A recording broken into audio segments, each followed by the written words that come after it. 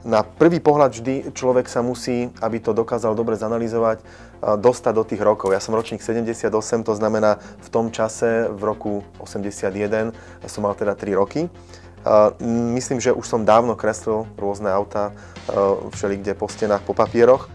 Vnímal som tú dobu dostatočne intenzívne, pretože hádam ako prvák na základnej škole už som bol predplatiteľom časopisu Stop a naozaj všetky tie dvojstránky boli rozlepené po celej izbe. Ak by takýto automobil prišiel na našu ulicu, hoci aj v tom 86., 7., tak naozaj by som bol nalepený na jeho skle. Je to hlavne vďaka proporcii, ktorá je tu. Je veľmi, veľmi rozumne, ani nie tak možno rozumne, ale veľmi dynamicky a ako si emotívne urobená tým predným, tenkým, úzkým previsom, prechádzajúc do A stĺpiku, ktorý smeruje podobne ako to mali napríklad Škody Garda alebo Škody Rapid, že nahnuté sklo smerujúce na os prednej nápravy, čo už je teda znakom toho športového charakteru, keď vlastne tá predná kapota akoby predháňa a rozráža ten vzduch. Ďalej, čo sa mi veľmi zdalo zaujímavé aj na tú dobu, je kombinácia hranatých a oblých prvkov, čo neskôr predstavil okolo roku 2000 Ford ako Hard Edge Design koncept.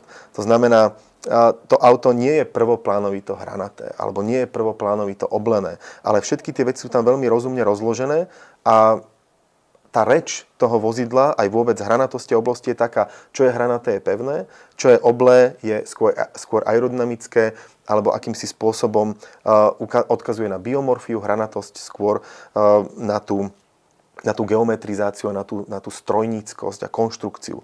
Tá kombinácia, tie pomery týchto oboch zložiek a vôbec celej formálnej stránky vozidla je veľmi, veľmi účelovo a rozumne aplikovaná.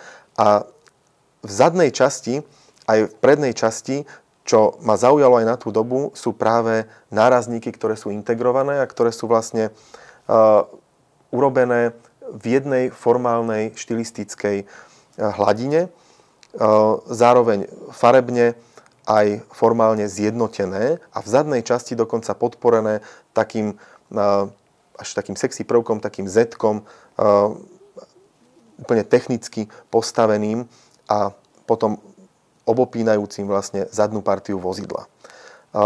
Celý automobil pôsobí, ako keby mal oveľa dlhší rázvor osí kolies. A to je vlastne tým, že je karosériou aj znížený, veľmi športový. Grafika okien taktiež odkazuje vlastne na tie ostatné kompozičné prvky takého toho hard edge dizajnu, podľa mňa veľmi revolučného. Osobne si vždy vážim, ak uvidím automobil, nejaký prototyp a neviem povedať, na čo sa mi tak celkom podobá. A vtedy môžeme hovoriť o tom, že ide o akýsi revolučný tvar alebo akési novátorské riešenie, ktoré nie vždy sa môže stretnúť s pochopením. Preto aj verím, že tento automobil urobil určitý rozruch. Ako sám pán Chudý hovorí, keď s ním bol na výstave, tak ten rozruch bol naozaj značný. A to je to, čo vlastne podľa môjho názoru dokážeme priniesť, pretože ako Slováci sme to vždy mali, aj dnes máme o niečo ľahšie, ale vždy sme to mali ťažké. Vždy sme mali ťažké sa presadiť a tak sme museli urobiť určitú nadprácu.